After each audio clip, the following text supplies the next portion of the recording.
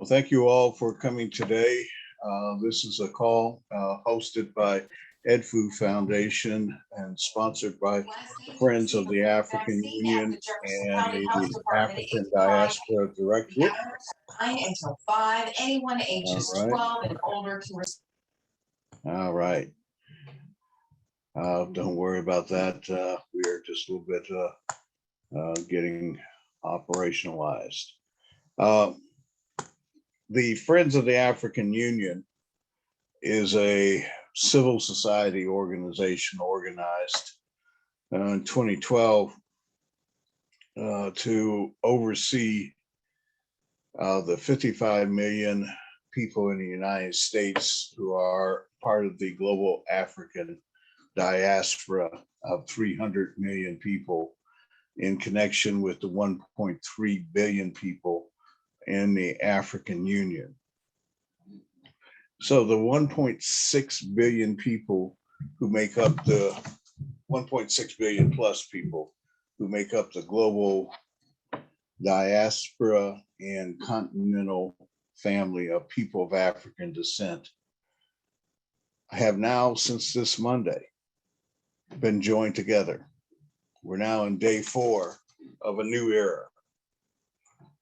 And it's an era where the United Nations has created a permanent forum on people of African descent.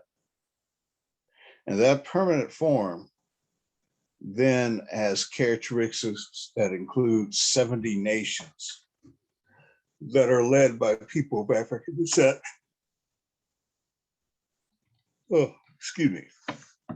That is, together, they have a GDP of over $5 trillion.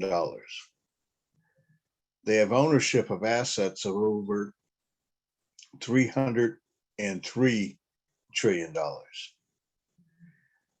And at this time, this permanent forum is being organized. Now, there are those who say that the permanent forum's organization should be left to the states that make up the United Nations, and that they will shape the permanent forum to meet the needs of the nations of the world. Well, we take a different viewpoint. We take a viewpoint that the 1.6 billion people, civil society, we need to shape ourselves in that forum to have a say in how that forum is being implemented in the next year of the new General Assembly of the African Union. See, it was the task of the 75th year General Assembly that passed last year with 106 nations the organizational statute that allowed on August 2nd, the creation of the permanent forum on people of African descent. And so the whole idea that when it was established to serve as a consultation mechanism for people of African descent and other interested stakeholders, well, we now have it as passed as legislation. Now we're in implementation. And on the usual day that the African Diaspora Directorate holds its calls on a Thursday, we usually talk about workforce, we talk about education, we talk about what's necessary to bring us together, okay, on this day. So today, we're going to talk about that. We're going to talk about the strategy of how do we talk about feeding all 1.6 billion people. How do we talk about educating that 1.6? How do we talk about creating the infrastructure that supports? So today we're going to open up first. I don't see.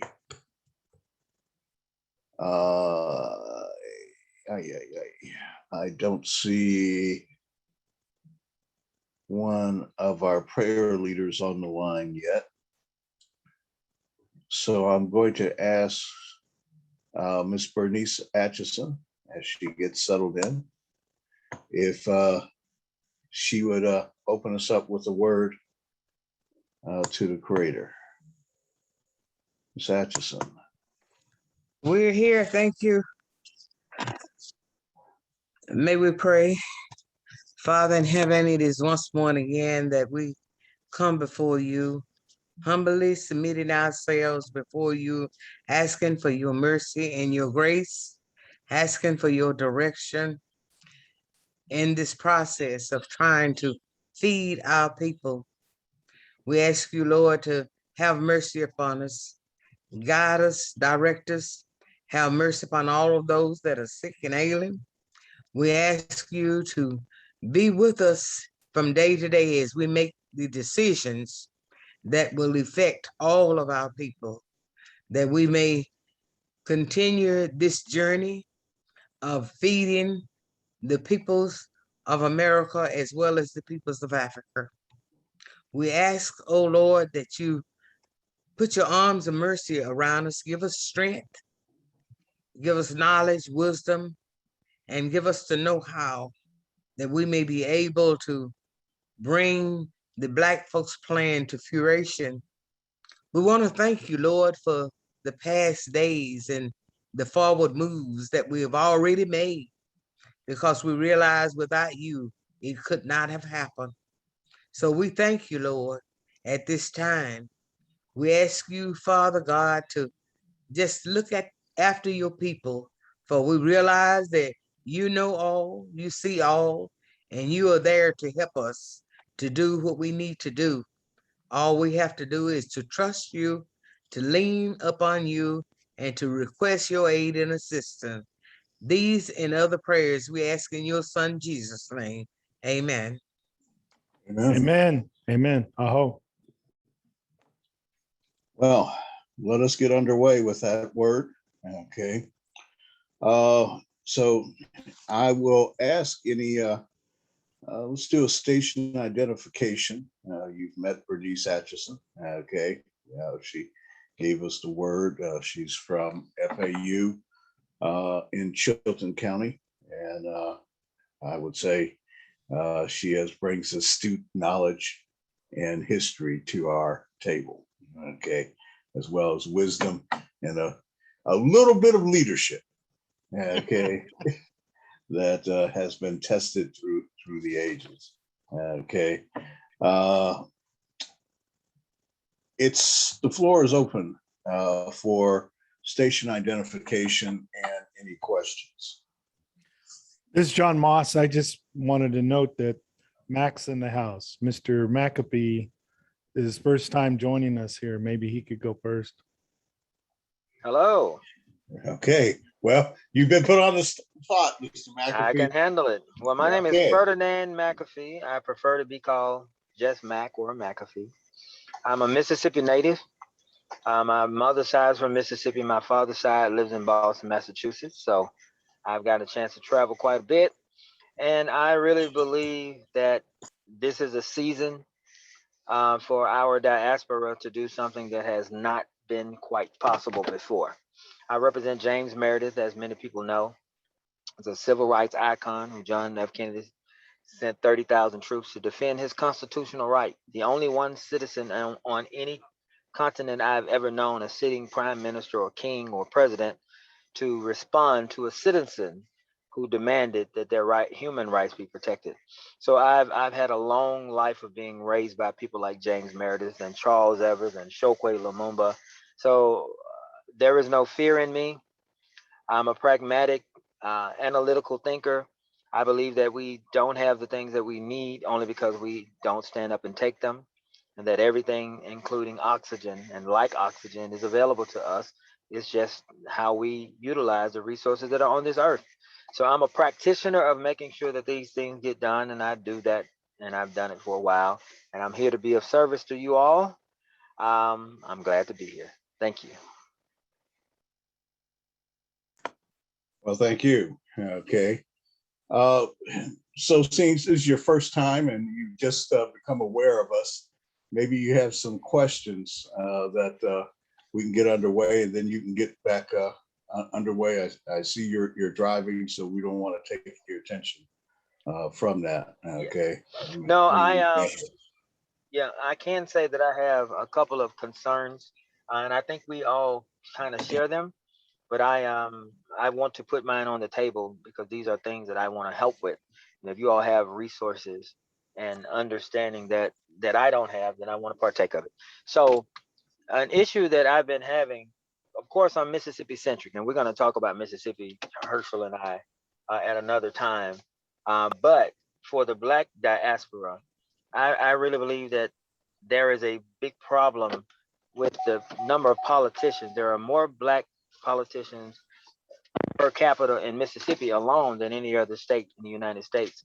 And a lot of them, because I'm in the Constitution, I work in the legislature, I work in television, I'm around these people, they quite frankly really don't know what to do. They don't know about tax abatements and TIFs and these things. So that is to say that there is a lot that would be better in our community if the people who are elected to represent the community knew how to get the federal taxpayer and local state taxpayer money that's available to our community. So I think that there's a big need for real professional development conferences and opportunities where you can teach not only the politicians, but there need to be breakout sessions for the teachers. And I think we have a place to do that. I was brought in to assist Tulsa, Black Wall Street, and connecting them back to Greenwood, Mississippi, which is my hometown and is the namesake of Tulsa, and create what is the equivalent of a cross between the ALEC conference that trains primarily Republican politicians and gives them legislation and policy to take across the country. The ADL, which has people so terrified to even say the word Jew or to appear anti-Semitic, and the Council on Foreign Relations, which is to say we don't have a Black think tank in the country that I found. We need to create an ecosystem that is based on those individual components. And I think that is the only way that we can affect major change in this country, which is to say, we need a system in order to beat the system of white supremacy and systemic racism. There is no way to do it localized, operating in a silo, working on one thing at a time. It has to all work simultaneously at the speed of light. And I'm not just talking about this. These are things that I practice, and I want to be a part of a conversation and a process whereby we can expand these things exponentially across the nation, because most of the problems that we have as African Americans are the same problems. So what I envision for Tulsa and beyond is we connect them back to Mississippi. Mississippi is the equivalent of the motherland of Black people in America. So we should form some kind of aliyah, like Jewish people who go to Israel to pay homage. We had to find some kind of connectedness that is uniform, and I'm wrapping up, for our African American people, because if we start where slavery started, and we trace the migratory patterns where people left Mississippi, went to Detroit, they went to St. Louis, they went to the places that they still are. So we began to fix these problems in the place that slavery started, and then use the same system historically to push those changes throughout the country. If we can do this systematically, we may be able to strike a huge blow on some of these systemic problems that plague the whole nation. I'll give you one practical example.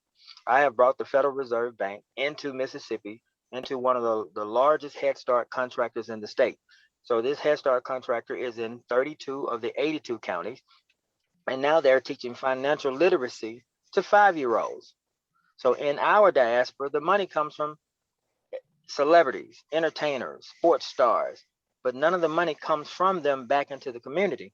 So I figure if we start teaching these children at 5 and 6 years old the value of money, what money is, compound interest, residual income, when they naturally migrate to be the next group of celebrities, then maybe they will be culturally centered enough to know that they have a responsibility to, one, not let anybody else handle their money, not feed other communities who care nothing about our community, and thirdly, that we owe something back to pay homage to where we come from. So I am here to be a servant, to participate.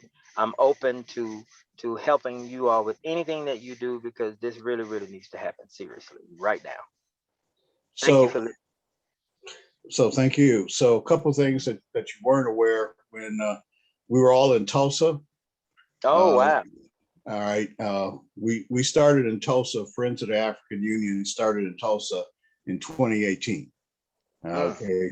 All right. So in Tulsa, in Oklahoma, we're part of a public-private partnership established with the town of Fort Coffee, which used to be one of the U.S. forts in the 1832. Okay, wow. It was established to overlook the river and the transfer of what is called the 5 civilized tribes out west from, as the United States took their lands in the east. Among the people in those tribes were Native Americans of African descent. Okay, and that's part of the untold story. But that we started that dialogue between Native Americans and African Americans in 2016 with New Future Foundation, Friends of the African Union, Cash Community Development, up in the Indigenous Peoples Forum that year. And so we started that dialogue that wrapped up in Tulsa, okay, on June 1st. On that day in Tulsa, while everybody was with the president, we were with a major American bank, and there was 500 people meeting in Tulsa, 1,300 of us online, that was talking about the money. Okay, we, in our coalition that created the African Diaspora Directorate, we have the Black Wall Street Cooperative. Okay, and so the whole idea behind economic empowerment that begets social enlightenment that Friends of the African Union created as a meme in 2012, okay, was that the whole economics of a people who earned at that time over $1 trillion, and that May of last year earned over $1.25 trillion. That in that, as you said, there's a significant portion of that is earned by fashion, art, music, and entertainment, so sports. Okay, but the mindset of the people who are brought up into that. Okay, there's very few of those who are the LeBron James of the world. Okay, who reinvest back in the community. Now that's a movement now. But I put to you that that's a movement that isn't aware that on Monday, that all 1.6 billion people of African descent came together in the United Nations, and we have a mechanism to shape. Furthermore, when you talk about the public policy aspects, I would point to the National Policy Alliance, so that when we were meeting there in Tulsa, there is an organization that is what you're talking about as a think tank, okay, that is part of this whole global alliance from the World Conference of Mayors, the Black, as well as, I'm on the Zoom. okay, hold on just a second. As well as the Historic Black Towns and Settlements, the International Black Towns and Settlements Alliance. And it's in concert with, have you ever heard of Blacks in Government? I have, yes. Okay, well, there's a new generation of Blacks in Government. Okay, and so in 2018, we elected here in Ohio the first Black woman who's ever been elected in the history of Ohio as a county commissioner. Okay, she's recently been joined by a second Black woman. And many people don't recognize the name Lumumba that you mentioned, okay? In terms of that, the mayor of Jackson, who's the son of the previous mayor of Jackson, who unfortunately died before his time. Okay, we all go to ground, but so he's now a leader in Mississippi and the state in Jackson, Mississippi. I knew of him, but I did not know we had not done operations, okay, until earlier today in Mississippi when I talked to the doctors and we talked about how we could put in place an FAU operation. And then we talked previously yesterday because you're representing Queen Mother Dr. Dolores Blakely in her quest to keep her building that she helped start, okay, rescued, got from the city of New York for $1. Okay, that at the time, over decades ago, it was the time of low income tax credits and community development, and all that was brand new, okay, when she started out. Now it's an industry, okay, and it's an industry that if you don't know it's an industry, you don't know the rules, that it can be cruel to you. Real estate is a business that we were shut out in by redlining. We weren't encouraged. As a matter of fact, we had to invent our own industry representative, the realtors, because the Real Estate Agency Association would not let us join them. Okay, but that was during American apartheid. From 1868 to 1965, this country practiced all what the United Nations would have said as an apartheid, and we created our own associations. The problem is those associations have not been brought to the 21st century. They are not tied into where we are and what we moved and what happened on Monday. Okay, and so that is a goal to bring that about. Okay, we look forward to working with you and yours, okay, on the creation of the multimedia advertising and marketing agency infrastructure, working with the programs that we have in place currently, that what we're doing here on these calls is that on a daily basis through the 28th, we're shaping an infrastructure for civil society that, to use the modern term, that is woke, okay?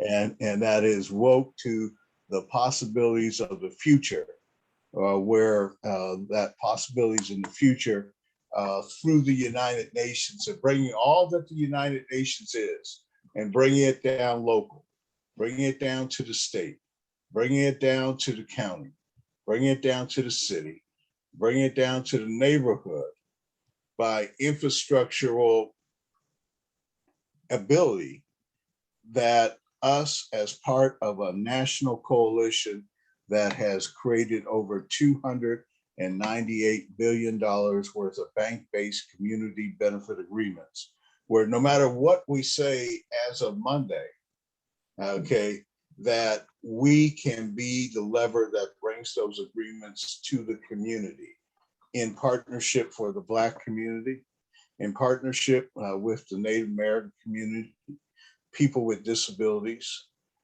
outreach in each of these programs for women and sustainable development goals driven by a Black folks fund, but that creates alliances with Native Americans, people of color, make alliances with within the women, progressive women, make alliances with youth who support the sustainable development goals as adopted here in the United States. And to do that, we're doing that through UNESCO. And UNESCO has a club, center, association infrastructure that now that we are privileged to be working with. And Guy Junkin, okay, do you want to make sure that I did receive the update as from the membership, and I'll be filling that out so that we would complete our memorandum of understanding with UNESCO clubs, centers, and association. Any news, Guy, that you want to give us 411, anything we need to cover today that we haven't covered? Okay, thank you so much, brother. I just want to welcome the brother McAfee, Mac, who just joined us. I could feel the passion that he has, and I think we need a lot of that. We need to have a young, well, I like to say young blood. So just for his information, UNESCO, which is a specific institution within the United Nations mandated to promote peace through education, science, culture, and communication, has a very viable civil society around the world and in the US. So this partnership, we as UNESCO Club Center Association are here to help plant peace in the mind of man. The great thing is that this is an institution that actually embraces every single person, all the people, mostly those who are usually called minority in many countries, because again, they are the one that actually need people to speak on their behalf. So in the US, we work with schools and entities, but this is we are now in the process of forming a great partnership with FAU, and that is going to actually allow us to reach out to bring more minority people among us, to bring more young people, to bring disabled people, to bring people that usually don't have don't have those kind of opportunities. So UNESCO, we like to say that it's very important in the global community to think globally but act locally. So when you understand what we are trying to do here. So the partnership that we are going to have is going to allow us to be part of the world, because from now we'll be attending, reaching out to the world, and the world will be reaching out to us. Another thing that's very important is that the US Federation is planning a major event here to mark the decade of people of African descent, working with the city of Philadelphia. I was waiting for that. I'm talking to them. They're supposed to send me some document today. I did not get it. But once I get that document, then I'll do a formal presentation here. Probably it's going to be early next week, about what UNESCO is all about, the relationship we have with ECOSOC, what does the ECOSOC status mean, and hopefully in the month and years to come, when we have major event, I'm telling you, it's very painful. Me, I was born in Cameroon. And of course, today I'm an American citizen, but I was born in Cameroon. When we organize events like the summer program we just held last week, Brother Herschel was speaking at the opening. And what we have in the US, we have about 100 young people coming from around the world. Of course, the majority of coming from Latin America, but in the past, you have hundreds of students, but very few are from people looking like you and I, even though I'm the one running the program. But that's why I think it's very important that the partnership you have forging here, because in that environment, you could see that the hope for sustainable development goal to be achieved is through these young people that understand what it is, they are passionate about it, they talk about it day and night, and we want to make sure that our young ones are also part of that process. Okay, so in terms of update, I just want to say I'm still finalizing the process of the event for the decade for People African Descent is going to be held in Philadelphia next year in May, probably starting May 25th, which is the African Union Day, and the event is intended to last for 1 week. So I think sometime by next week, early next week, I'm going to do a formal presentation with a PowerPoint so that people could actually join a committee they want to join or whatever, or the major organization that are going to be part. But the goal is this will be the first event when the UN has a permanent forum for the people of African descent. And we do want to see all the 70 plus countries that will form this community to be present here in the United States. Okay, so there are a lot of things that are going to happen, not just to come and have meetings like we've seen. You know, the UN is known for, you know, come meeting, take pictures and things like that. No, we are going to actually create progress, things that are going to really advance the cause of Afro descendant. Thank you, Brother Shesha.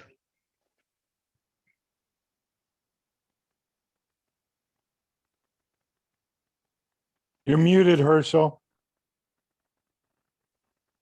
Yep, thank you. Okay, sorry.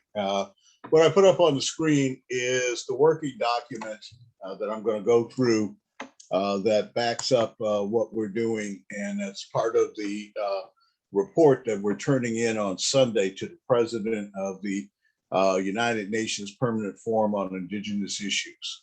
That was held, all right, that was held April 29th, okay, and confirmed in Tulsa, on Oklahoma, on June 1st. And so in this report, okay, we cover in part, okay, as part of the United Nations Permanent Forum on Indigenous Issues, we take the words of Nelson Mandela, okay, which said, no one is born to hate text, right? No one is born hating another person because of their color of their skin or their background or his religion. People must learn to hate. And if they can learn to hate, they can also be taught to love, for love comes more naturally to the human heart than its opposite. And so at the permanent forum that meets at the United Nations on an annual basis, we brought the issue of the people of African descent to the forefront based on our official side event.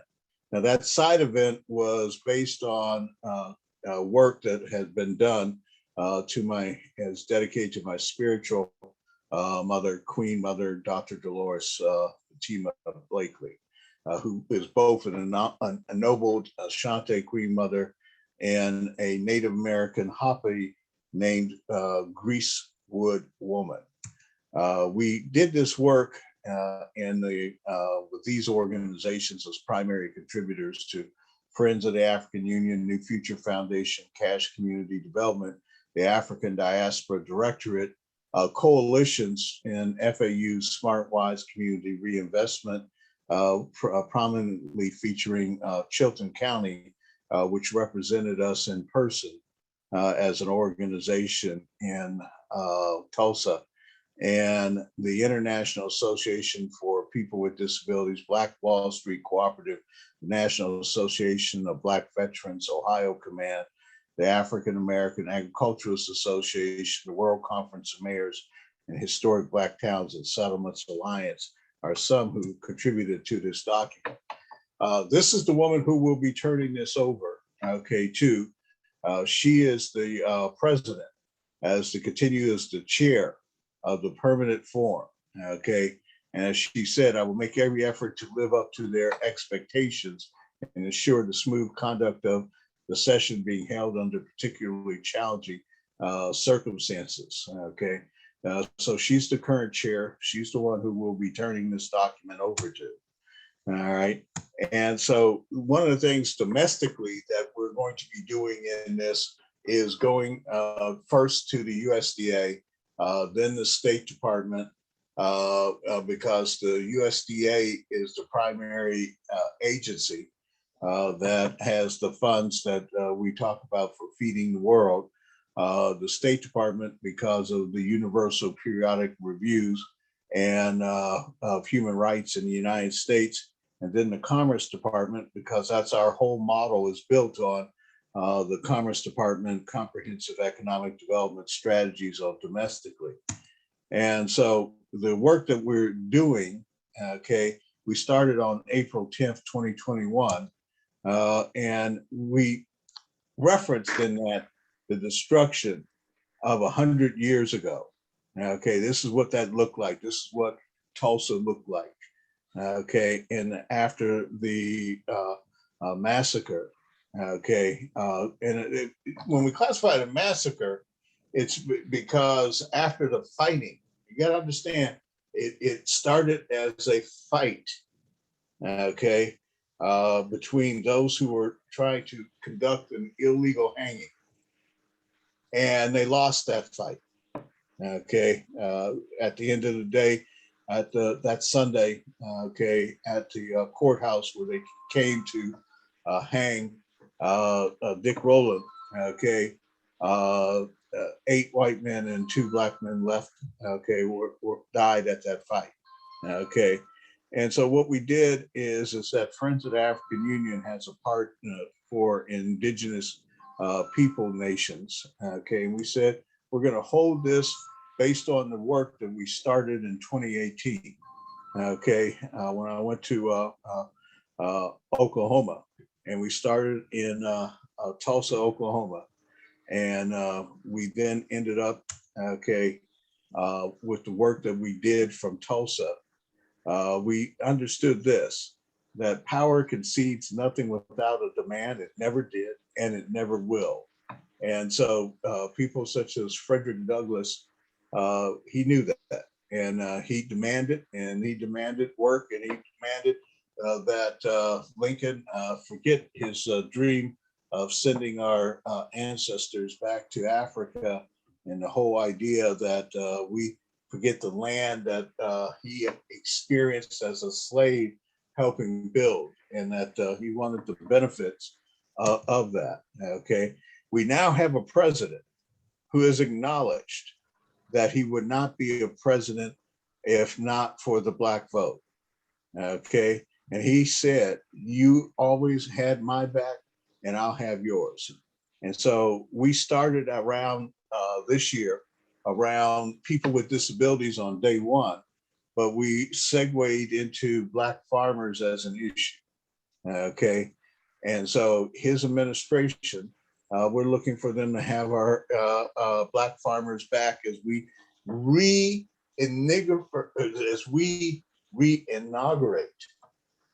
Black farming in America.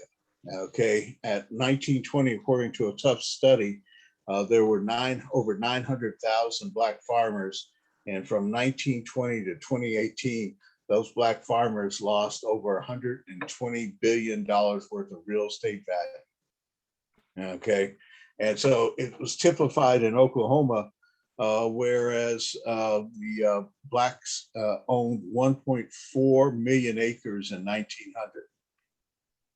We don't know how many of thousands of acres that are left in the ownership of Black farmers and owners of land in Oklahoma, but we know that over 1 million of those acres are no longer in their hands.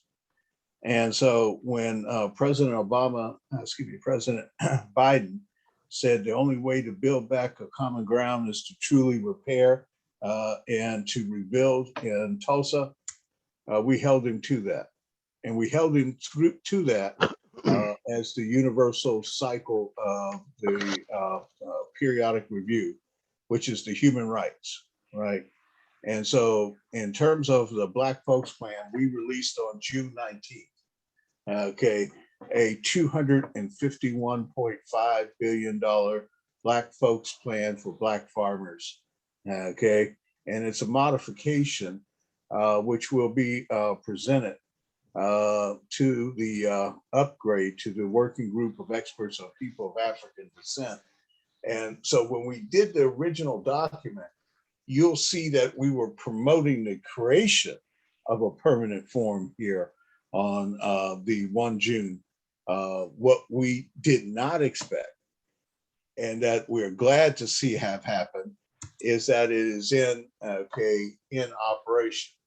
And so what we did is that we formed on July 26th, we did form now an operation called Friends of the African Union Smartwise Community Reinvestment Coalition of Tulsa County.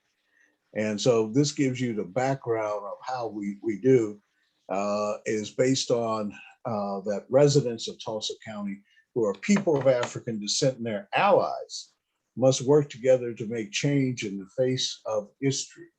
Okay, so the history of Tulsa is abject apartheid. Okay, so we have to say difference between apartheid, which is government instituted racism, to 1965, where you lose the federal government instituted racism, but you still have instituted systematic racism locally. Okay, but now they have a future in which the stake of the economy for the community destroyed in 1921 can change. Okay, and so you have to understand that this all started for Dick Rowland.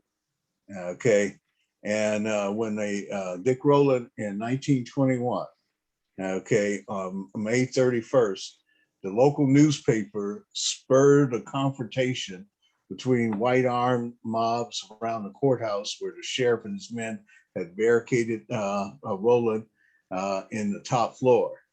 Okay, and then when local whites came to the courthouse, where the usual thing is that when that happens, they about to hang the brother. Okay, all right. Now, was lynchings only Black folk? No, they were not. Were the majority of lynchings Black folk? Yes, they were. Okay, and people were not convicted for it. It was an institutional thing that some people say, well, this is where picnic comes from. Pick a nigger, okay, because you're going to hang somebody. All right, and it was a thing.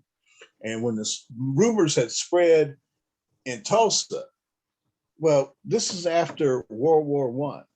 And this is after military veterans from World War I in the Black units, apparently, who were living in Tulsa. They arrived at the courthouse and shots rang out. And when they did, 12 people were killed. 10 white and 2 Black. Okay. And so in terms of that, when this went on, okay, that was the start, because the next day, the white folks went wild. Okay. And that was the start of what we call the massacre. All right. And again, they say that massacre, but nobody was ever held accountable. Nobody, okay, it's been a story erased from history until recently. And by the way, when we talk about this story, we have to give credit to the mayor of Tulsa that he pursued as before he became mayor, this issue, and was told to go away, and he didn't let it die. Okay. But the whole idea of this in Greenwood and the ruin of the economic model, you have to understand that this was a attack on an American city. Okay, and that it was an attack on Americans, and that Americans were rounded up and put in concentration camps. You have to, you can. Yes, question? All right. And so all this, okay, happened, okay, but we understand that in the Black community in Tulsa, that the white supremacist mob, that, we know that about 300 people were killed. Plus, we're never going to know the exact amount, okay? But what we did is we created in Tulsa, this is the organizational infrastructure that was created in Tulsa that is part of what we're doing in Oklahoma. And this is the normal operational strategy throughout the nation is that for FAU is populations targeted are people of African descent and people of African descent driving in these communities, coalitions with allies that service poor people. When we talk about poor people, we talk about the issue of economic development begets social enlightenment. We talk about Black people with progressive women.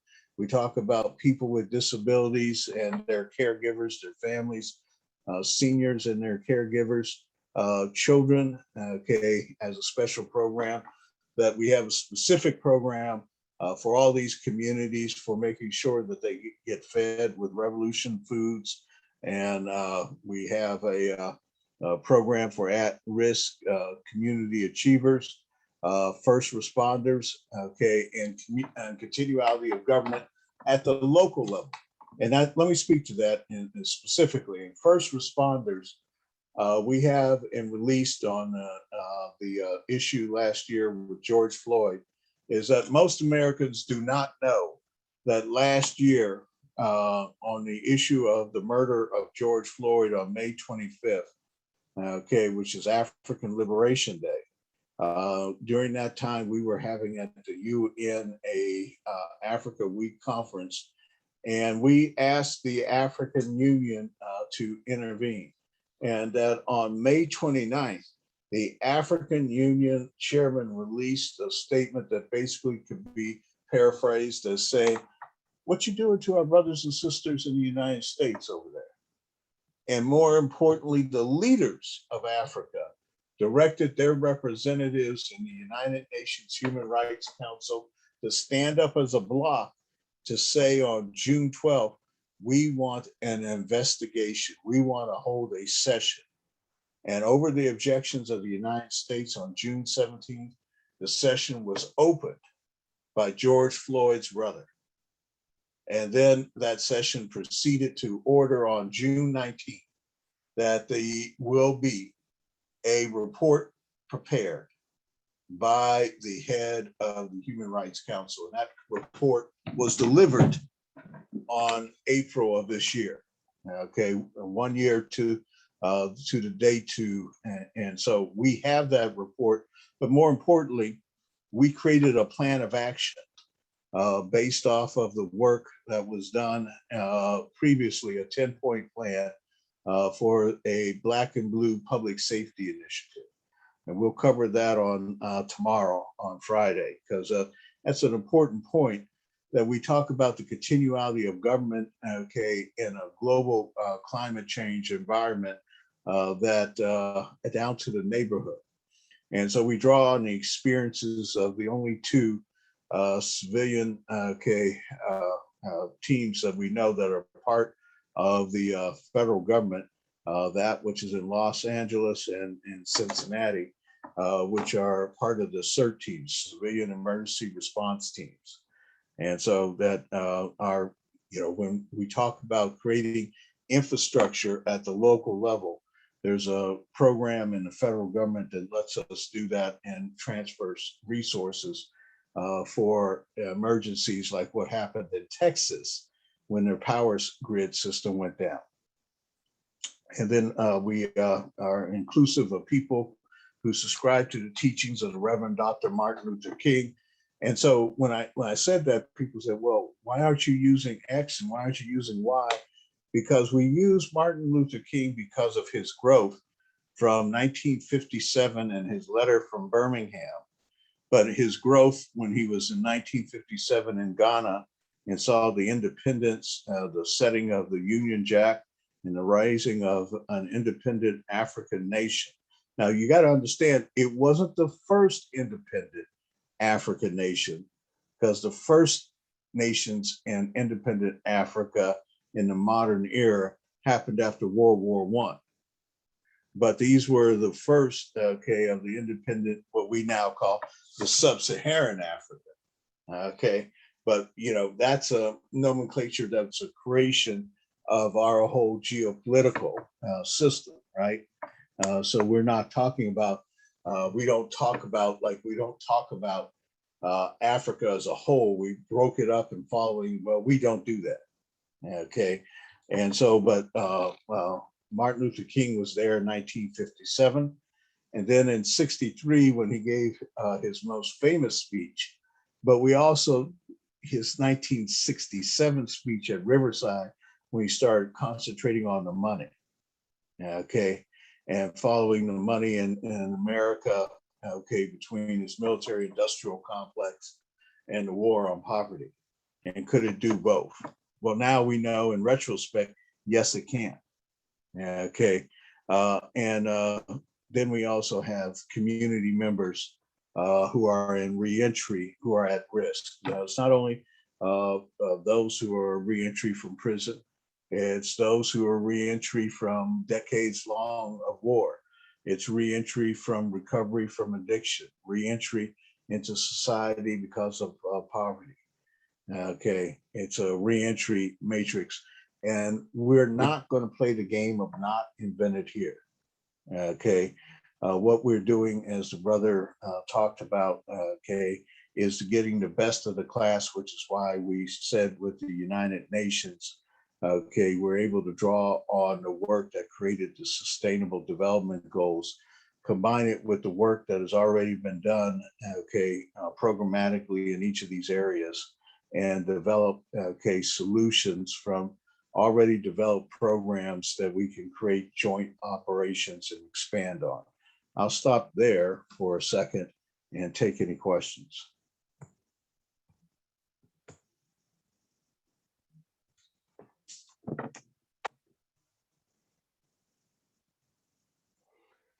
Any questions to the table? Housekeeping note. I put in the chat, I put the link where this is being streamed. If you could share it to your groups, etc., I would appreciate that. Thank you. Thank you. No questions? I'll continue. For each of these groups that are creating on a county basis, there are over 3,000 counties across America. What the cross-cutting topics, okay, when we put this together, obviously it was not in the midst of the global pandemic, but our number one area, and it's like the brother was saying, you have to talk about intergenerational wealth. So developing intergenerational community wealth, developing an international trade program with the African nations, creating safe communities and creating an affordable housing program, as well as a smart living coalition. That's the whole green, the infrastructure of dealing with things that we have to deal with the upcoming meeting in COP26, which is about global climate change. Okay.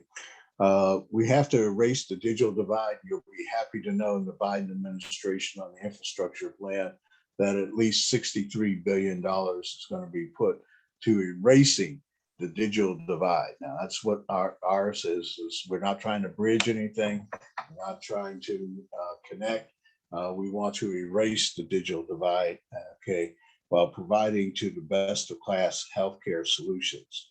Now, we started that, and it was funny today in a discussion in Mississippi for the IT, okay, for the healthcare and the healthcare system infrastructure that we're building on the back of currently operates for the Veterans Administration in service to 9 million veterans. Integrating a next generation civic infrastructure that addresses systematic racism, okay, and has economic injustice and advancing global human rights development while creating a next generation workforce. That's what Friends of the African Union, SmartWise Community Reinvestment Coalitions, that's our modest, but that's how we operate when we put these in a community. And doing that in Tulsa, okay, when we put that together in Tulsa, it was also with a focus on people with disabilities, so that we started that operations last year on December 3rd, 2020, on the International Day of People with Disabilities, to create an inclusive, accessible, and sustainable societies. And now this is a key point that we do in a community because of many students can get extra money in going to schools because of their individual education plan. That doesn't mean it needs to follow you for your whole lifetime, but what it does do is provide the extra resources that you may need during your primary schooling age so that you are competitive in the oncoming workforce, okay? So that you may not, okay, have it may not follow you after 18, but it will definitely be usage of that, okay, before that, provide resources that are available to you. And so the International Association of People with Disabilities, is the organization that we helped create with the Hamilton County Developmental Disability Services Agency to be that organization. And so it is an organization that takes advantage of Executive Order 13985. That order advancing racial equity and support for underserved communities through the federal government is a primary document that everybody on this call needs to have read. If you have not read Executive Order 13985, then mark it and do so.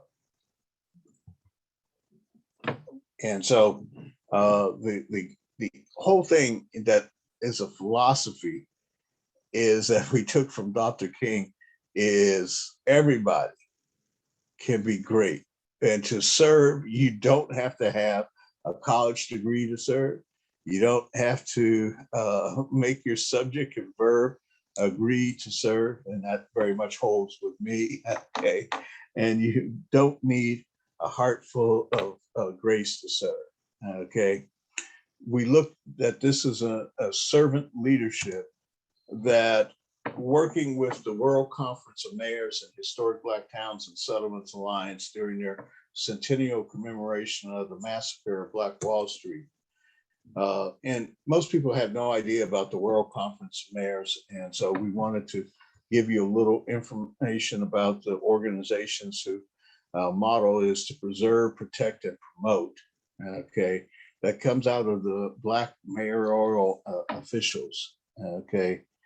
That their mission is, it's an old mission, but that they have updated it with the 7 T's, okay? Trust, trade, tourism, technology transfer, Twin Cities, treasury, and training, okay? And so we've incorporated that when Friends of the African Union and the African Diaspora Directorate, okay, which are both National Community Reinvestment Coalition members, supported this in Tulsa. One of the things that we supported was the bringing together of Black folk and Native Americans. And that work, as you see here all the way on the right-hand side, John Moss was representative, okay, of Native Americans, okay, and there is the first Black woman ever elected as a mayor in this history of the country, and everybody knows Ben Crump, okay, but that this meeting on May 31st, okay, that was held.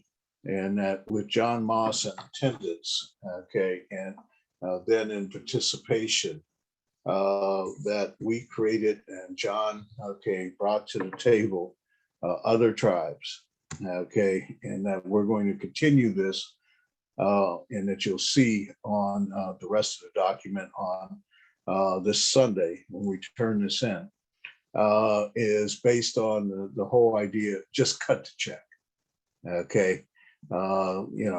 Black and Native American activists in Tulsa, Oklahoma. That was the cry that was carried out by Queen Mother and John Moss. Just cut the check. Okay. And so to do that, we proposed the creation of the Indigenous Peoples Alliance, which was proposed at the official side event of the United Nations Permanent Forum on Indigenous Issues. And that the Friends of the African Union, which was organized around what the AU defined as the African Diaspora, peoples of African descent and heritage living outside the continent, irrespective of their citizenship, and who remain committed to contribute to the development of the continent and the building of the African Union. Well, now, okay, as a superset of that, we have in the United Nations a permanent forum, but what we did is we're organized like this, okay? Now, I want you to understand that each state chapter, okay, is organized in connection, and you'll see state chapters organized in connection with the African Diaspora Directorate. This is the organizational structure of the Friends of the African Union, which creates bureaus for each country, okay? And so for each country has a bureau that's made up of 51% of the residents of that country who may be either domestic and living in the country or may be expatriate in the global African diaspora. And so this is a backgrounder, okay, that our seal features the symbol of the African Union at its center, okay, that green dot at its center, okay, and with the number 1963, which is the founding of the organizational predecessor, the Organization of African Union, and then 2063, as in Agenda 2063, the date that it looks to have finished the unification of Africa. And that unification plan, 50-year plan, is broken up into 5 10-year periods. And so we're in the first 10-year period. We've got a lot done in this. And so the way we're going to accelerate that work is through a public-private partnership.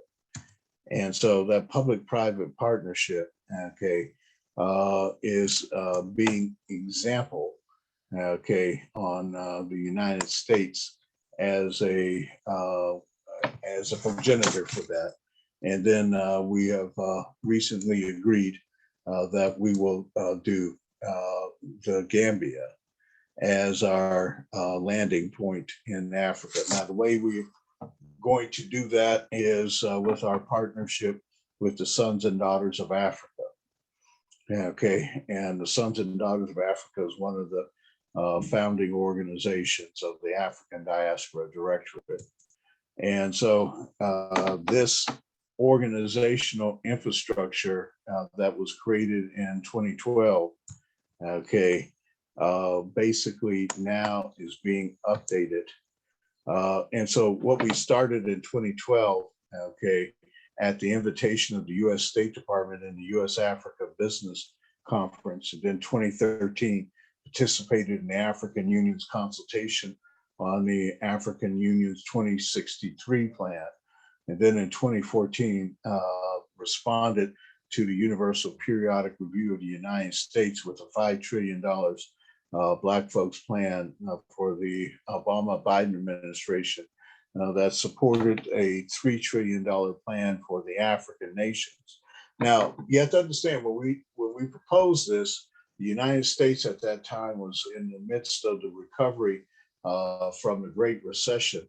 And the president of the United States at that time had approximately $11 trillion worth of unused Federal Reserve quantitative easing authority that the president had received, President Obama had received at the start of his presidency to make sure that the American economy would recover.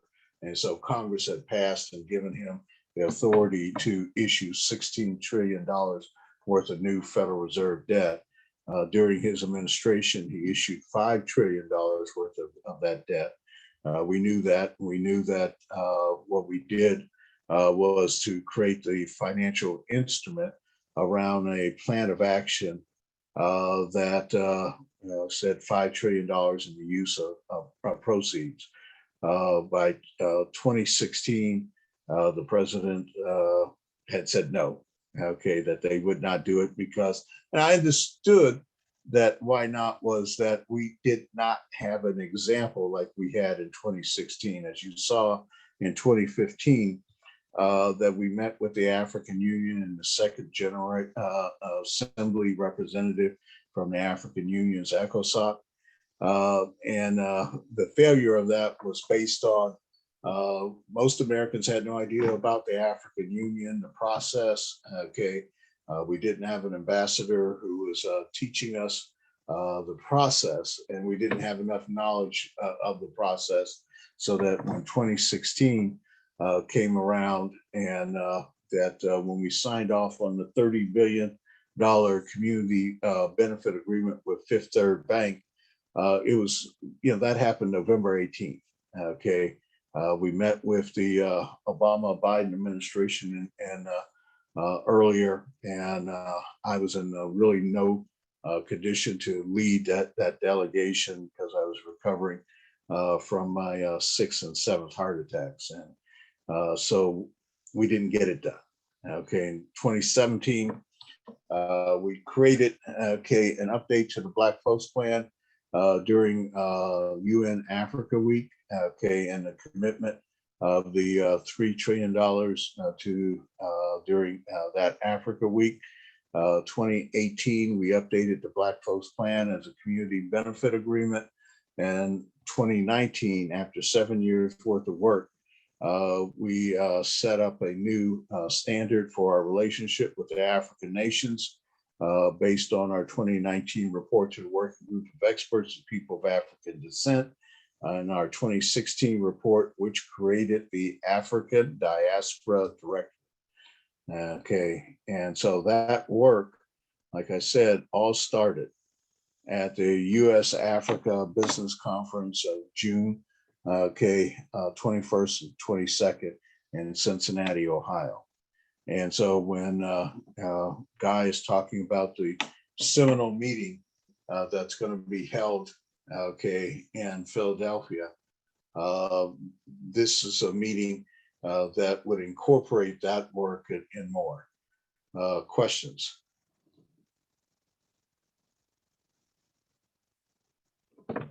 When is the meeting in Philadelphia? March of 2022. Yes, I will do a presentation sometime early next week, but it's going to kick off on March. No, actually it's May. If the event I'm talking about, the event for people of African descent, is May 25th, which is the beginning of African Union Day.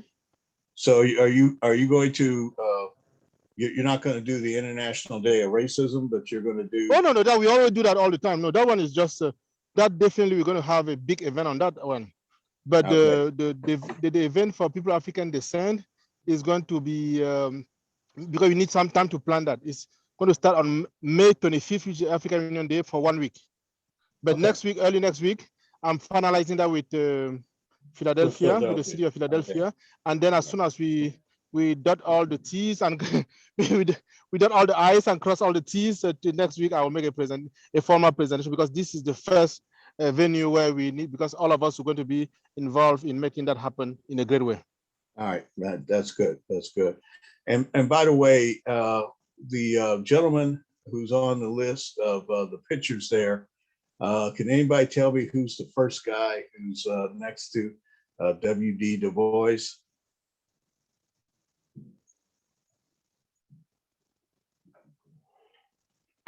Reginald Lewis.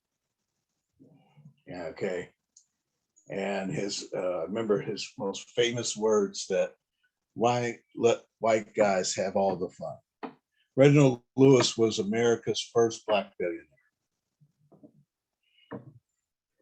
And so he, if he would not have got brain cancer, if he would not have died, there would be a different trajectory in our lives. But that is as it is. These are our ancestors who have made a change, from Dr. Dorothy Hyatt in the Black Family Reunion, from Frederick Douglass, from Reverend Sullivan, from Madam C.J. Walker on.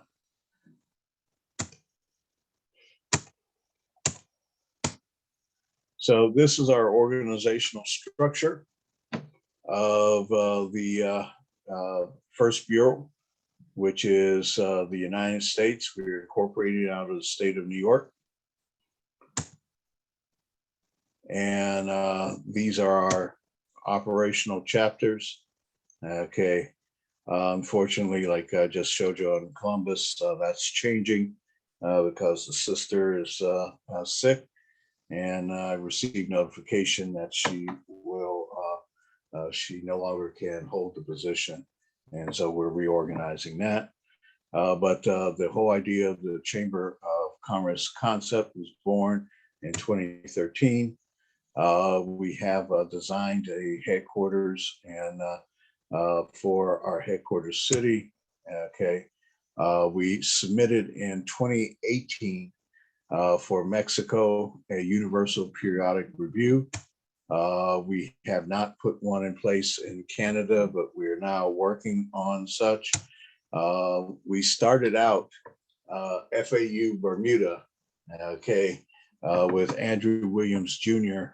Is the organizing managing partner for this bureau. Okay, now in the normal course of things, Bermuda is a protectorate of England, but at the whole idea that we started out with this operations, okay, as the British Commonwealth headquarters, we expect to operate out of Bermuda by 2022 with 27 members bureaus, okay, in the British Commonwealth.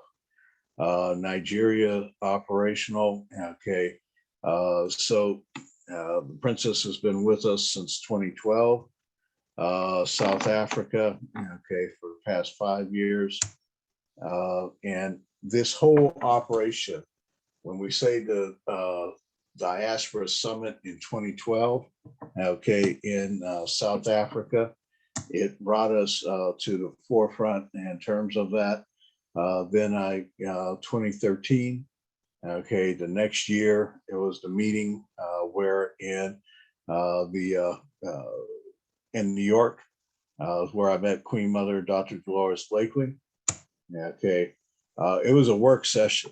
Let me tell you, they brought us there. We worked for 3 days. Okay, they wanted to know what we thought. Okay, and at the end, okay, they got our opinions. Okay, and that we brought this together. Okay, to then give that work life. Okay, we then met again.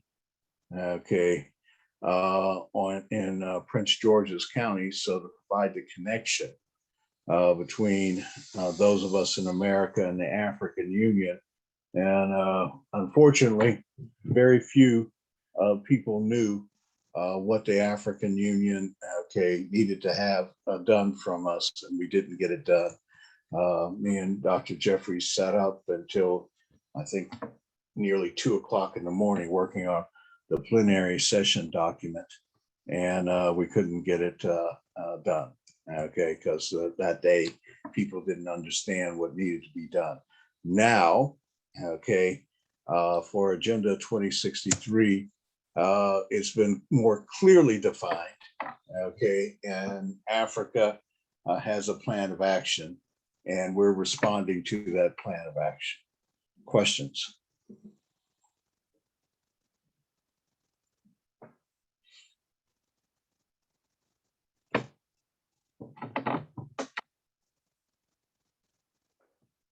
Okay.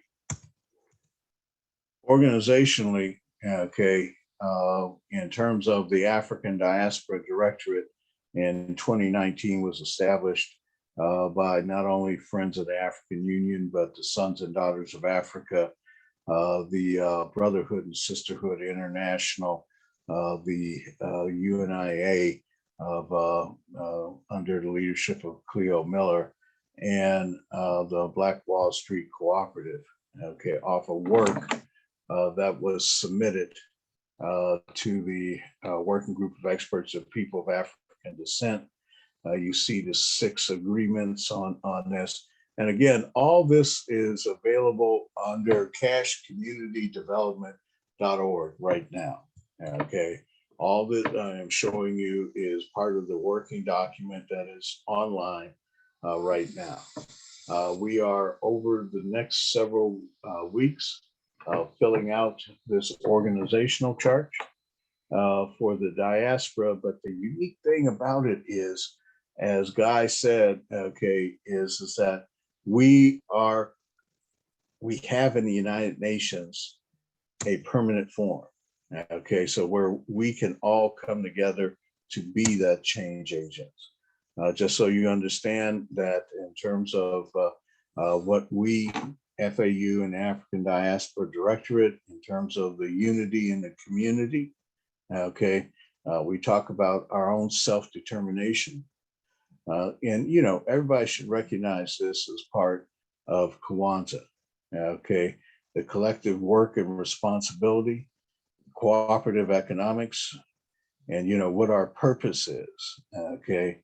And to create a creative class that lets us bring together not just an economy, but a just economy, okay? And as part of NCRC, that's what we've been doing, okay, together since 2019, when the African Diaspora Directorate joined in with the National Community Reinvestment Coalition, which is over 600 groups. Okay, 600 groups. But now, okay, we're creating, okay, in those groups, we're creating, okay, alliances. And this particular alliance, okay, is creating Community Reinvestment Coalition with Indigenous Peoples Nations, okay? And so in that, all right, we put together this from the African Diaspora Directorate's operational stance, okay? And as you see point number 7, the Business Operations Bureau and creating memorandums of understanding. And remember what I said, people of African descent who are also mixed race Native Americans, okay? And so the role model for this is in Chilton County.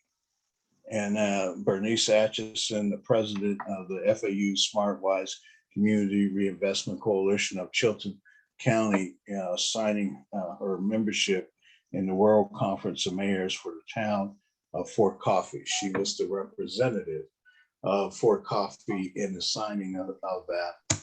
And then as an associate member of the World Conference of Mayors Historic Black Towns and Settlements, with a focus on developing intergenerational wealth. And so we did that based on the work that she had did previously, and going to Senator Warren, Senator Warnock, and Senator Booker, and speaking on March 22nd, 2021.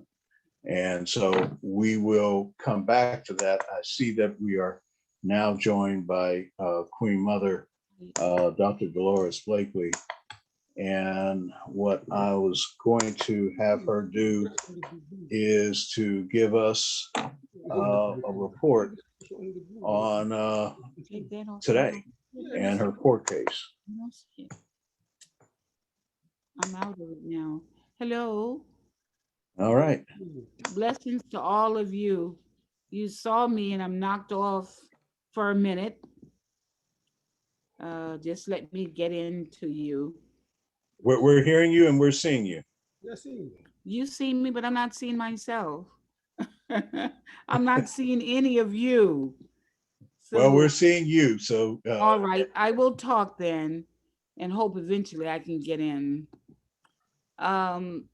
Today was a day for me to, at the U.S. District Court of Appeal, Queen Mother was able to give an oral statement, an argument today about my home. And I was able to do that for the first time historically at our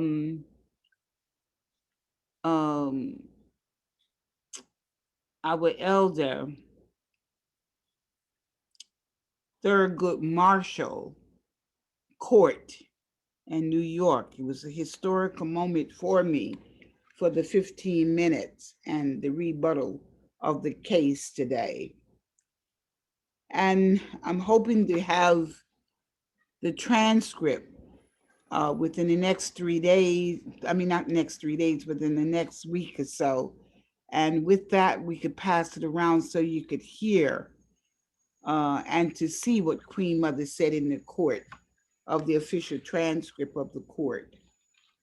They made it clear that she would like to meet with us again with the resolution that we have not come to, but the other side is not interested in a resolution.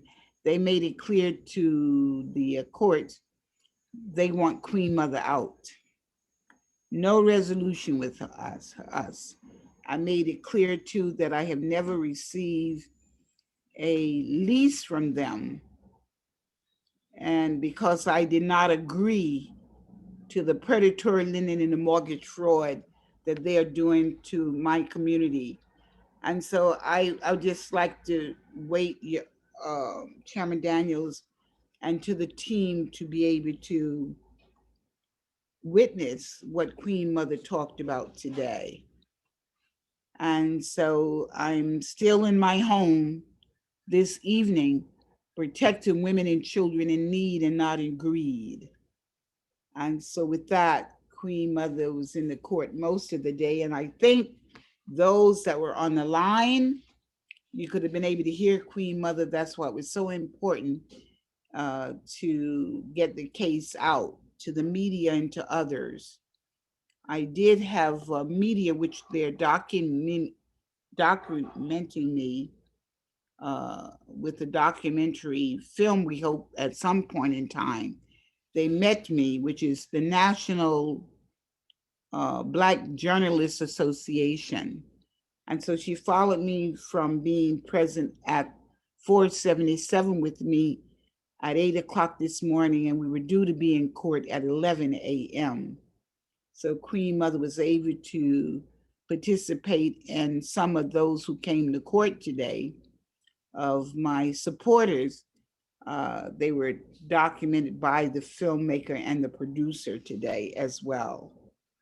And so I would like for others who heard the oral statement online, or those that attended today at the court, 40 Foley Square, to really be able to come on and speak about the case instead of Queen Mother doing justice to what happened today.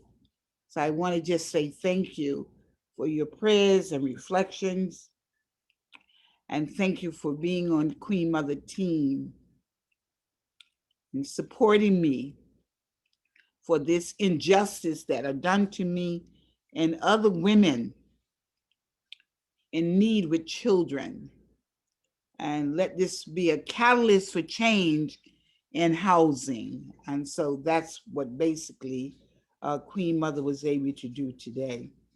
It's on historical landmark property, Alexander Hamilton Grange Estate. The first Secretary of the Treasury Department of the United States. And this is his Grange. Grange means farm. So I'm on his estate where I live and where the other women live with special low-income classification with children of low-income housing. We call it a HDFC, Housing Development Corporation. It comes out of HUD, and it comes out of, in the city of New York, Housing Preservation Development, HPD, in the city of New York. And your HUD person for former President Obama, he comes out of New York as a commissioner of housing. And so there again is historical landmark and it's prime property in Harlem. I'm near City College. And so you could read all about the property itself and the value of the property. And so to have someone that's saying that you have no rights to live in your community because their hard lenders come in to steal it for $650,000, and this building now is worth about $50 million in my community. and they're telling you have no rights, you have no sweat equity in it. And they could just come through your community and take what they want. And I think that's wrong. Nothing right about that in terms of shelter. So I did express that to the judge today. So I will wait for her ruling and her final decision. But I made it clear that I had no business being in her courtroom in the first place. It should be New York State Supreme Court. And the person who did the deal was never a lawyer, went to jail. And they act like their hands are tied and they can't do anything. What nonsense, and they make laws every day. So somebody need to fix it. I don't know who, but somebody need to fix what they're doing to the community and those that are coming from low income. And I told them that I come from means tests, which I live below the poverty line. And so something need to be done about this. So I will keep you informed when I receive a communication directly from the courts. And I thank you for allowing me to speak about it today.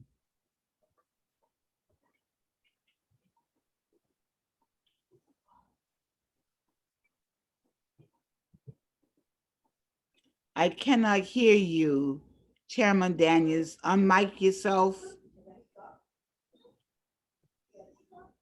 Yeah, I Unmic. apologize. Yeah, I Thank you. apologize. But Thank you. I was showing everybody a picture of the building. Okay, and Thank you. so on Sunday, we're turning in a report, okay, to the Indigenous Peoples Forum on an International Indigenous Peoples Day. And one of the things that will be as part of this is the Indigenous Peoples Alliance. And the whole idea that you in your role as a named in the Hopi as Greasewood. Hopi. Thank you, John. Okay. John will correct me when I say it wrong. Okay. And if that's why I said that part about Martin Luther King talking about the verb and et cetera, because I will invariably get it wrong. Okay. So we're going to be turning this, the update, Queen Mother, I'll be sending you a copy tomorrow. Okay. That will show that the Indigenous Peoples Alliance, okay, is very much interested in this retaining this building, as you said, for the people. Okay. And to make this a cause of retaining this building in the hands of the Community Development Organization, New Future Foundation, and for its original purpose as you put it together. But I'll take any questions, or Queen Mother will take any questions so far on the presentation. This is John Moss, and respectfully, I have my hand up, Mr. Daniels, if I could speak.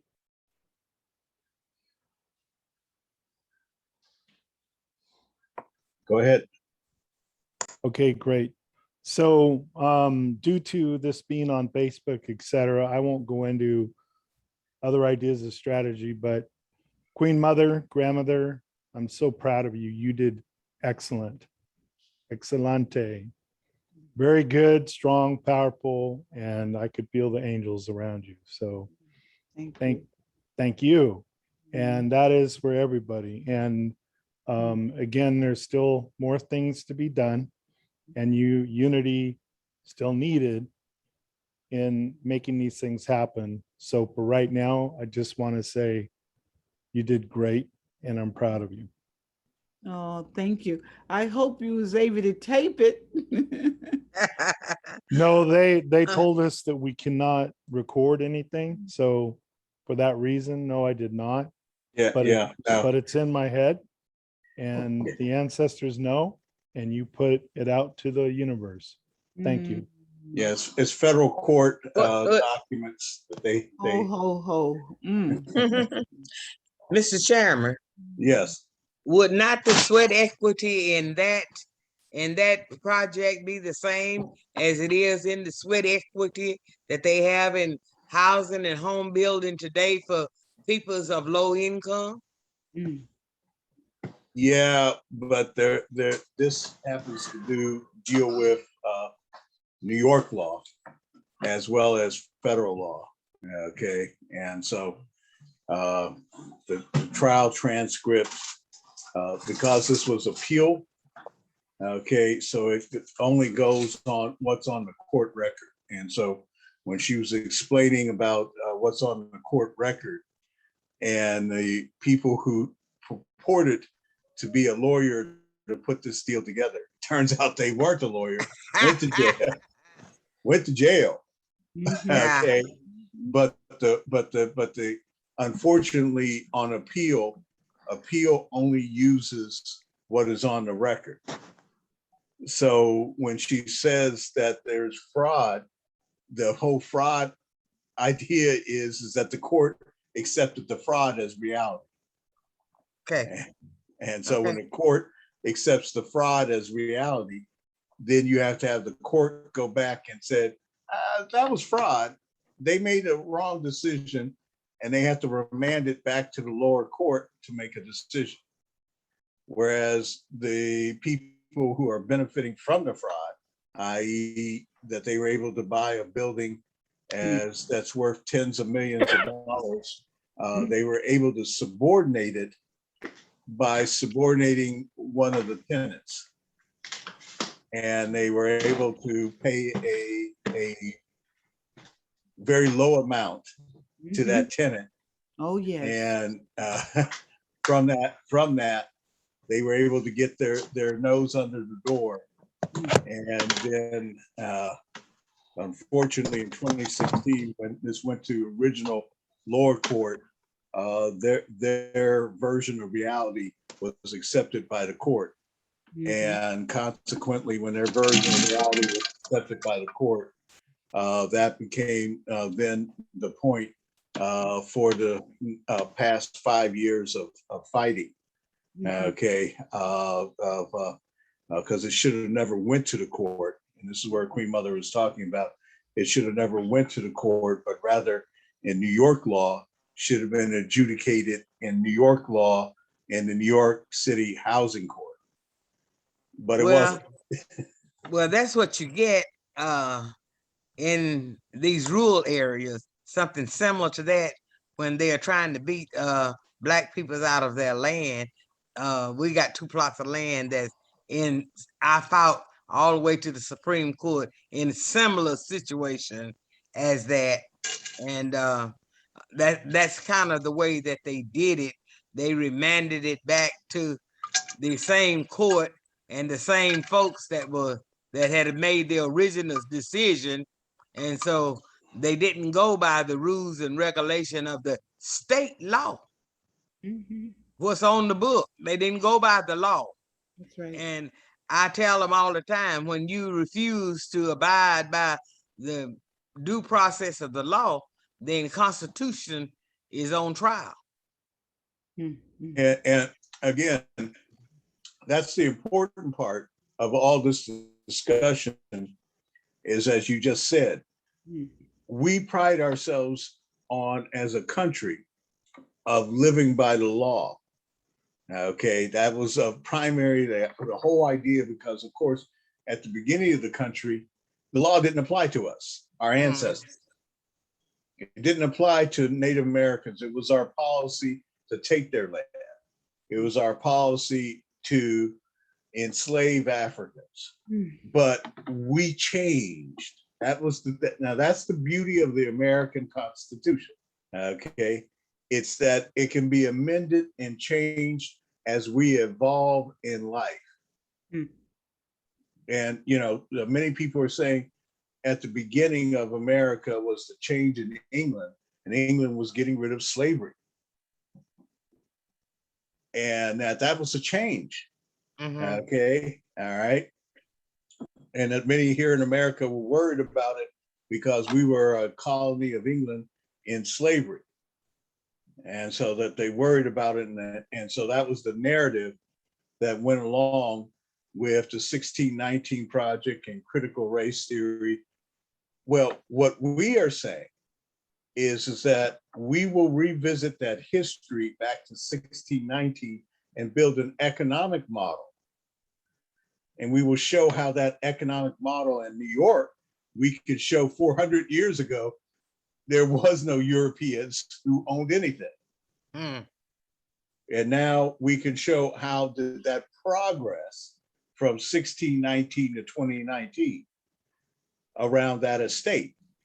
How did the land progress? And so as we bring that forward, then we'll run into these predatory lenders.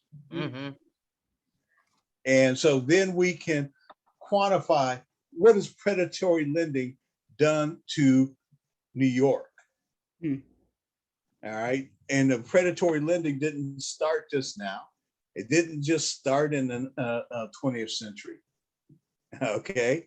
Because the biggest park in New York used to be home to Native Americans, and then it was home to Africans and poor people. But they decided they wanted a central park. And when that central park, they wanted it, the other people had to go.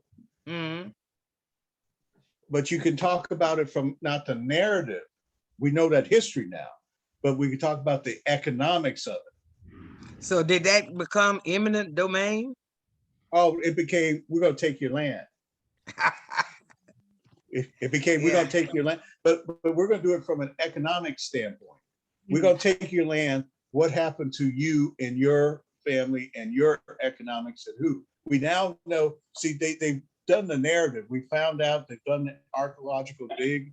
And we, you know, that was a story that maybe deep New Yorkers knew in Central Park, but we didn't know that history. So we now know that history. Like Queen Mother was there when they dug up the graves when they were going to build the federal building. That's correct. They found out it was the graveyard for Africans. Yes, yes. So when she received her name was based upon when she prayed on those ancestors, because those ancestors, their bones were held in repository in the Federal Indian American History Museum in New York.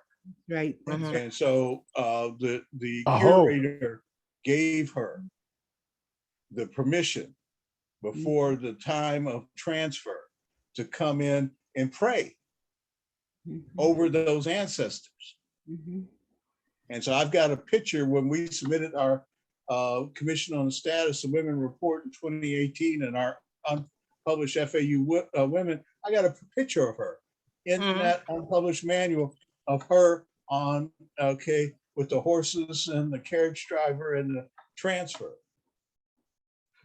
So when we talk about her history relative to being 52 years in the United Nations, but we, you know, she's also the community mayor of Harlem officially. So when we talk about the economics of this building as a center point of, you know, it's a time thing. So we take the 2019, go back to 1619. And then we carefully bring it forward and talk about all this movement of money. And, you know, the whole thing about roaches, when you shine a light on Shine a light on them, they run. Okay.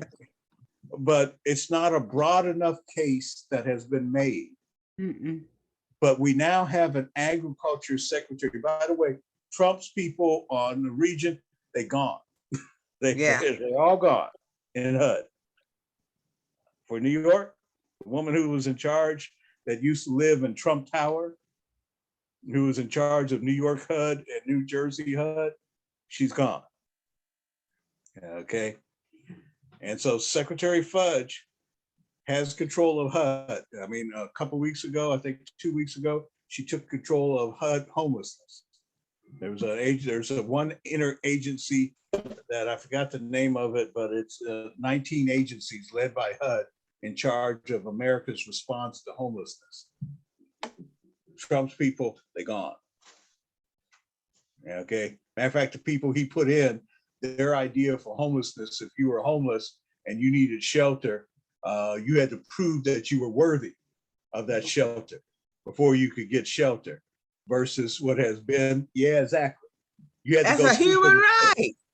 right. Hey, I'm telling you what he put in place. I'm telling you what the people, put in place. Okay. So, rapid rehousing. So what Queen Mother did decades ago was take a building that the city of New York was for $1. They didn't care about it. But how did it get that way? Who was the money that let it get that way? And talk about the money, we're talking about New York. New York is the #1 HUD housing center in America that has nearly, I've been involved, when I got involved with Queen Mother, I got involved with HUD in New York. And I mean, it's just deferred maintenance, and they let them get away with it. Mhm. Well, we now have a HUD secretary that if she's shown a plan of action, I think we'll listen. Okay. And we're going to show her a plan of action in New York from the Indigenous Peoples Alliance when we submit this, that puts it into the hands of the United Nations to take a look at 400 years of history of the United States from an economic viewpoint. Now, people could do the narrative, and the New York Times article was great. It was a narrative, but it was not an economic study. Critical race theory is a theory, but we're a capitalist society. Okay. Ursula, do you have your phone on the other area? We're hearing the sync going. Now that's somebody else who's using the link that we had the other day. Okay. All right. They muted themselves. Okay. Or they are now muted. Okay. And again, the key is that we're not talking theory, we're talking dollars and cents. We're talking, and we can prove that this was a move of fraud because the court convicted the man. It's not like the court didn't convict the man. Okay. The court never accepted the evidence. And so Queen Mother, made a pro se move in 2016 that brought her here today. And so now, as a symbol of what this administration wants to do, remember Executive Order 13985, and subsequent orders can be shaped all around this. We're not doing what the squad did this weekend, which was, we're going to camp out on the steps and we're going to force the Biden administration to pass executive order that they know has no standing, but that they will be sued in court and will get a TRO and delay and give Congress time to act. That's not what we're doing. What we're doing is saying that the executive office of the President of the United States can act in favor of doing what we asked in the Black Folks Plan based on the agreements we already have with banks right now, and that they can showcase in New York that working together in a public-private partnership with the Indigenous Peoples Alliance around 477, that there can be a solution that keeps Queen Mother, Dr. Dolores Fatima Blakely, in her home and a home for her disabled child for her lifetime. That's our belief. That's what we're going to tell the United Nations on Sunday. I want to thank you, ladies. We'll take any final comments, as we go to closure. Ursula, John, are you going to show more of the Indigenous people component of the plan? Yeah, I will in just a minute. I'm going to take any comments up to this stage. Okay, because then at that point, I want to make some comment. Thank you. Well, I just want to say one quick thing. This is McAfee. I just want to congratulate Queen Mother Blakely on her oral arguments today. Rarely have I seen someone ramp up from being a nice, sweet, older Black lady to terrorizing the courtroom, and letting them know that she is under no circumstances going away and that she's not going to give up at all.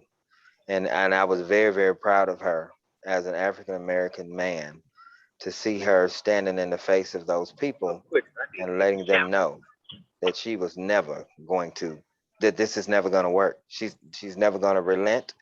They are going to catch hell from her. So I am very proud of her. Agreed, agreed. Yes.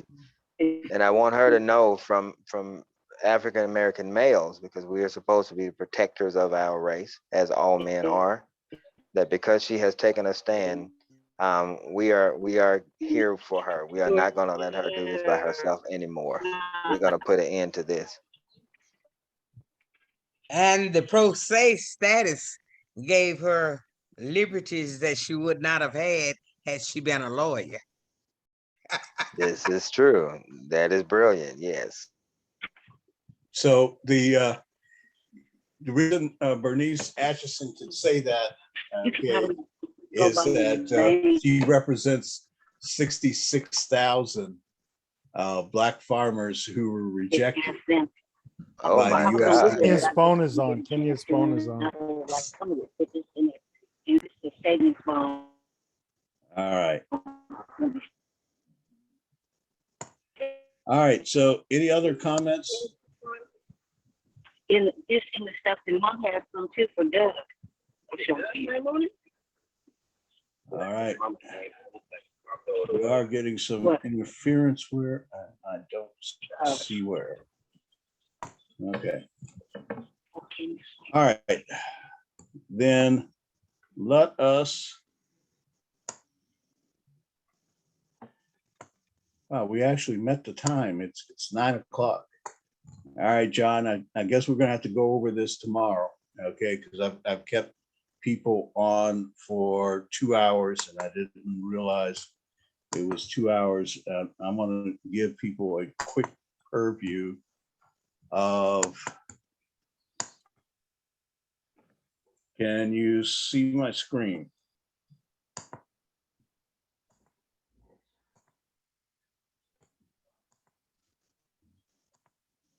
Yes. So you have to understand from the basics of modern European racism started in May 4th, 1493, officially within the Constitution of Governance in the West. Okay.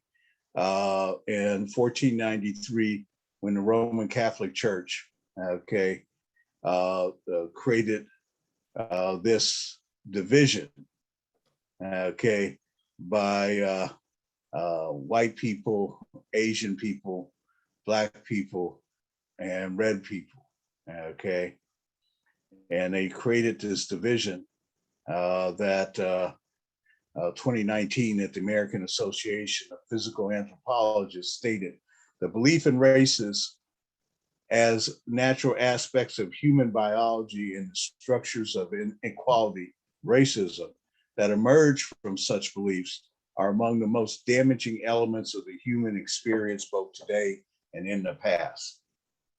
Look, we use the term race and we say that there's Black people, we say there's red people, there's white people, there's yellow people, there's brown people. There's only one human race. Unless anybody knows anybody who doesn't bleed red, there's one human race. we still use that terminology of race globally in the United Nations, in the United States, and around the world. But what in the Indigenous Peoples Forum, the United Nations Permanent Forum on Indigenous Issues, what we did when we started our dialogue on the 14th and 15th of April, okay, which was the official time for the Indigenous Peoples Forum conducting with people of African descent. When we started on April 10th at noon, okay, then on the 29th, we brought together, okay, a small group, but a very vocal group to create this work in progress, whether it is from Bermuda, where Andrew made his presentation, whether we brought it together with members of the World Conference of Mayors, whether we brought people together from Oklahoma to California to New York, that 70 million people of Indigenous Americas are inhabitants in the Americas before the arrival of European settlers in the 15th century. Over 70 million, right? And in terms of US Native American tribes, you have to understand that we now have for the first time a Secretary of the Interior who is not only a person of Native heritage, 35 generations, but she's in charge of 574 federally recognized tribal nations that in most cases, we've broken treaties with them. And that Cash Community Development, working with New Future Foundation and Friends of the African Union, that started in 2016, that we agreed that we were going to update the work of the US Department of the Interior. And so now the new secretary, we will update a guide to tracing American Indian and Alaska Native ancestry as a focus that is including people of mixed race, people such as John, people such as the Oklahoma people of African descent who were Native Americans, that when they tried to break up the tribes, one of the things that they American capitalism could not abide was that Native Americans, like Africans and other indigenous people, cared for the land as a whole, as part of the culture, versus Western rule, which came from an idea of individualism and individual ownership. And so when they broke up in the Dawes Commission, and they broke up and assigned to each member of the tribe, it ended up in Oklahoma, eastern Oklahoma, 1.4 million acres ended up in the hands of people of African descent who were Native Americans. And so we want to make sure that the official guide to tracing American Indian and Alaska Native ancestry reflects that. Now, one of the great things that's happened in the past year is that the whole McGirt versus Oklahoma, that many see as an important sovereignty issue in the history of Oklahoma, but it's spread out that it has an issue for the United States because the United States Supreme Court issued its highly anticipated ruling. And by the way, I think that's where Queen Mother's headed, is a ruling for all of us. And that's why we have to support her like we support this ruling. It is to be the most important sovereignty decision in the history of Oklahoma. And why?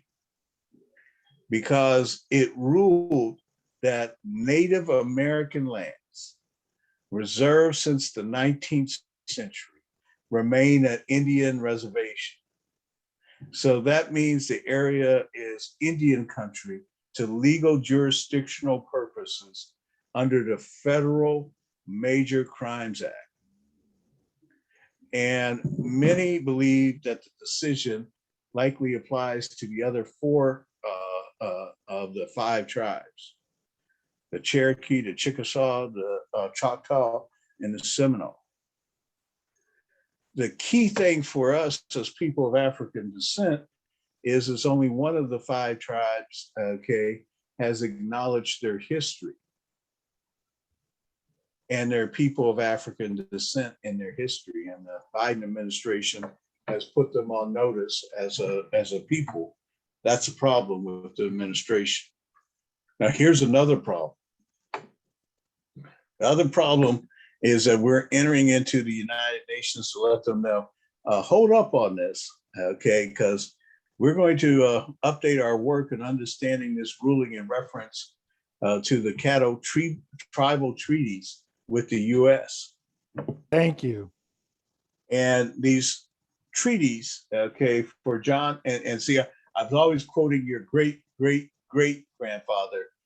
He's your great grandfather, okay, is the signature to the treaty in Oklahoma versus Texas, where the treaty that the Cato signed in Oklahoma did not give up their land, whereas the treaty that the people of your tribe in Texas who signed, they sold their land. If that holds true, right now under the Supreme Court ruling, half of Oklahoma has turned out to be a Native American reservation. And you want to say that it's causing a bit of an upset is an understatement. But what if all of this treaty is ruled for the tribe's favor? That means that all of Oklahoma, parts of Arkansas, and et cetera, are now under a Native American treaty. So what we said is, in that we're going to deal with that work. Okay, and I'll leave it there, that we're going to deal with that. Can I just add quickly that Go was ahead. 1835 prior to the 1866 treaty, where my grandfather Chief Oat, great-great-grandfather Chief Oat, signed allowing not only the 5 civilized tribes, but other tribes to move here. And the Texas treaty said, yes, we will accept this and move, but we still aren't giving up the lands. But again, all that still needs to be John, see, that's why I said we got to study it, because I read the treaty. No, I know. I'm saying we got to go through it. I'm just saying. Yeah. So yeah, I went to the National Archives and the reports in the National Archives, as well as the Oklahoma archives that I sent you. And so for Oklahoma, I'm 100% in agreement. Texas, we're going to have a discussion. Okay. All right. But this is the type of thing that we do in this. Okay. But agreed for the international for doing this. We set this up in the Indigenous Peoples Forum with the whole idea that we could create an Indigenous Peoples Alliance. Okay, that it would be African Americans, Native Americans, Indigenous people of the Americas, Indigenous people of Africa, Indigenous people of Asia, Indigenous people of Oceania together. And that the headquarters for this would be at 477 142nd Street, New York, because it's at the intersection of American history. And so that way we can get the world's Indigenous people to be focused on this issue. I look forward to talking to people because Greasewood Woman needs their help. Any questions?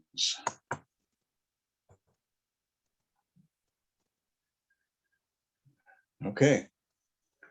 I'm going to thank you for your time. Okay.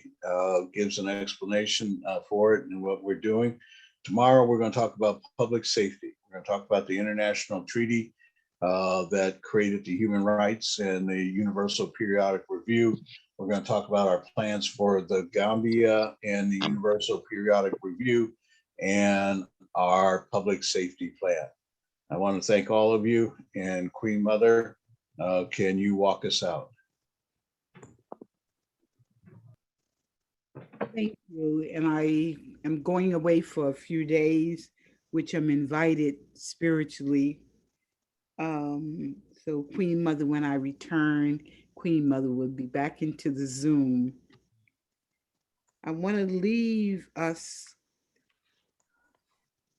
with this reflection. Miracle working of God, the wonder of God. We spring up like daylight, saving time it as the day began for us. So bright in the sunlight, the eyes barely peep in the distance to see the miracle working of God.